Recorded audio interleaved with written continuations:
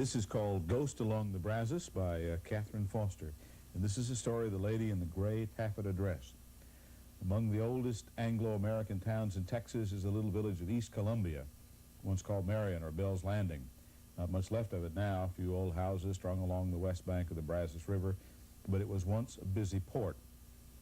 Those days are long past and gone now, and so is the haunted house that stood for many years on River Street facing the Brazos.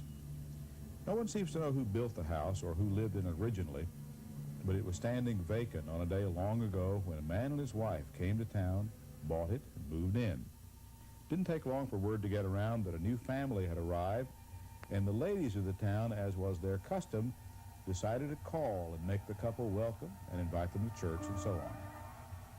A group of them got together one afternoon and approached the house. A man answered their knock, and when they explained their errand, welcomed them warmly and invited them into the living room. And there they met his wife. She stood near a window, very tall, very straight, her black hair drawn back from her pale face into a low knot on her neck. She wore a long, gray taffeta dress that rustled when she moved. The visitors tried to engage her in some sort of conversation, but it was uphill work. She was polite enough, but scarcely would you call her approachable. Hardly had a word to say for herself, in fact. After a short, rather uncomfortable visit, the ladies left, telling each other it was a shame that the woman wasn't as friendly as her husband. Even so, they went back several times, thinking perhaps she was just shy and would warm up to them when she knew them better. This was not to be.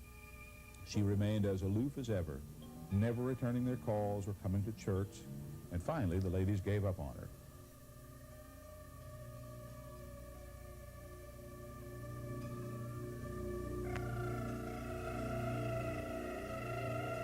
The lady wandered about all night, making sure that the doors and windows were locked. Apparently, she remained fully dressed as she made her rounds, because those who saw her remember the ghostly rustle of her taffeta dress, punctuated by the clicking on and off of the locks and the sliding of the bolts. One day, the townspeople were surprised to learn that the house was up for sale. Even the closest neighbors had long since stopped making any effort to be friendly with the lady in the gray taffeta dress. But now they began to feel sorry about their neglect. They could, they reasoned, at least call on her to say goodbye. Again, they were met at the door by the husband, still amiable, still friendly, but now somewhat surprised that they didn't know that his wife had already gone back east. She was nervous and scared all the time, he explained, and he was afraid that she was headed for a serious breakdown, so he had sent her to be with her family. The next week, the man completed the business, sold the house, and departed for parts unknown. The Thomas Jefferson Sweeneys bought the house, and with it got something they hadn't bargained for. In the cistern that provided the water supply, they found the floating body of a woman, still clad in her gray taffeta dress. She had been murdered.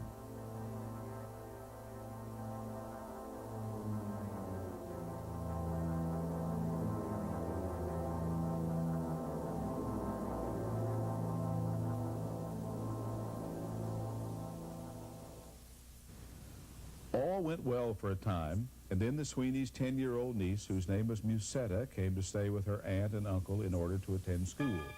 Her parents lived on a plantation 10 miles away. From the time she moved into the house, Musetta was scared of it. She didn't know anything about the murder. Everyone was careful not to tell her, but for some reason she couldn't understand for herself. The place frightened her. She was a little ashamed of being scared of nothing, so she kept her fears to herself. But she wouldn't stay in that house alone.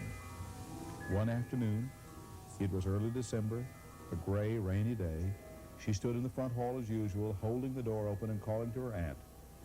There was no answer. She was about to turn and go back outside when she heard something upstairs. As she stood there, staring up at a shadow, she heard footsteps and the rustle of a skirt, and something moved upstairs. For a moment, she thought her aunt must be home after all, and she let the door that she'd been holding open close behind her. Suddenly, she saw, standing on the landing, the figure of a woman wearing a long, gray taffeta dress. She knew instinctively that the figure on the landing was not one of flesh and blood. She knew it was nothing human, and she turned very cold. Suddenly, the ghostly woman started down the steps. She was holding out her arms toward the child. She was smiling, but it was a smile of infinite evil. Somehow the little girl knew that the woman meant to embrace her, and she knew how those arms could feel, cold as death, and she shuddered at the thought of her touch. Finally, the woman reached the bottom step and was reaching out toward Musetta when the child made one last effort and pulled the heavy door open and ran out in the yard and did an incredible thing. She walked all the way to her home through the wintry night, a distance of 10 miles, and she never went back. No one could ever persuade her to enter that house again. The house is gone now. It has been gone for many years. But they do say that on dark nights, especially when there's a thick ground fog, the figure of a woman has been seen moving about the broken bricks and mortar, all that is left of the foundation. And those who've seen this claim to believe it is the ghost of the lady in the gray taffeta dress, still trying the long-gone doors and windows, still attempting to lock out the evil that all the time was within the house itself.